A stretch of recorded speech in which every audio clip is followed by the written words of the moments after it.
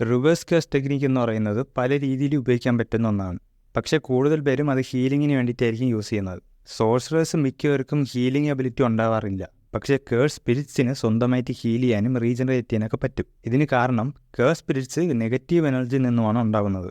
അതുകൊണ്ട് തന്നെ negative എനർജിയായ cursed energy ഇവർക്ക് ഹീലിങ്ങിന് വേണ്ടി യൂസ് ചെയ്യാൻ പറ്റും. പക്ഷേ ഹ്യൂമൻസിന് ഈ ഒരു നെഗറ്റീവ് എനർജി ഹീലിങ്ങിന് വേണ്ടി യൂസ് ചെയ്യാൻ പറ്റില്ല.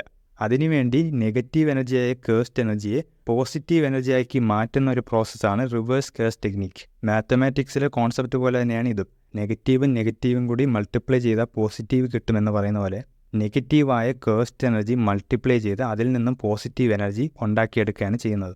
അതെങ്ങനെ കേഴ്സ്ഡ് എനർജി മൾട്ടിപ്ലൈ ചെയ്തെടുക്കുമെന്ന് ചോദിച്ചു കഴിഞ്ഞാൽ അതിന് പ്രത്യേകിച്ചൊരു എക്സ്പ്ലനേഷൻ ഇല്ല. അത് നമുക്ക് മനസ്സിലാക്കാൻ പ്രയാസമുള്ളതുപോലെ തന്നെ ഇതിനകത്ത് ക്യാരക്ടേഴ്സിനും അത്രത്തോളം പാടാണ്. അതുകൊണ്ട് തന്നെയാണ് വളരെ ചുരുക്കം ആൾക്കാർക്ക് മാത്രമേ റിവേഴ്സ് കേഴ്സ് ടെക്നിക്ക് യൂസ് ചെയ്യാൻ പറ്റുള്ളൂ. ഈവൻ ഗോജോ പോലും മരണത്തിൻ്റെ വക്കിലെത്തി നിന്ന സമയത്താണ് റിവേഴ്സ് കേഴ്സ് ടെക്നിക്ക് പഠിക്കുന്നത്. അതിനു മുമ്പ് വരെയും ഇതിൻ്റെ കോൺസെപ്റ്റ് മനസ്സിലാക്കാൻ പോലും അവന് പറ്റിയിട്ടുണ്ടായിരുന്നില്ല.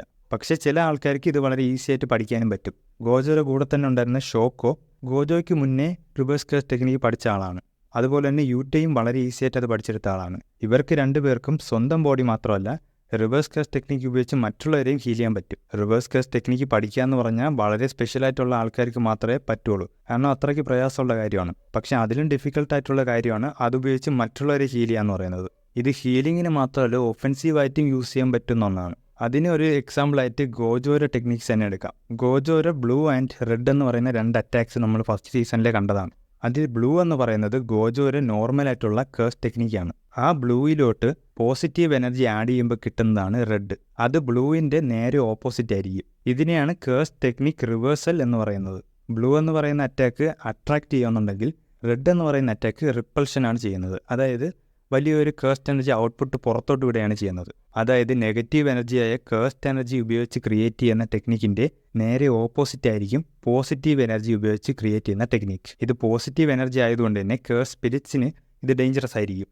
അതുകൊണ്ട് തന്നെ ഇത് ഉപയോഗിച്ച് കേഴ്സസിനെ അറ്റാക്ക് ചെയ്ത് കഴിഞ്ഞാൽ അവരെ നശിപ്പിക്കാനും പറ്റും. സോ ഇതാണ് റിവേഴ്സ് കേഴ്സ് ടെക്നിക്ക്. ഇത് പൂർണ്ണമായിട്ടും മനസ്സിലാക്കി വെക്കുക എന്ന് പറഞ്ഞാൽ കുറച്ച് പ്രയാസമുള്ള കാര്യമാണ്. പക്ഷേ ഇതിൻ്റെ കോൺസെപ്റ്റ് ജസ്റ്റ് ഒന്ന് മനസ്സിലാക്കി വെക്കാൻ പറ്റും.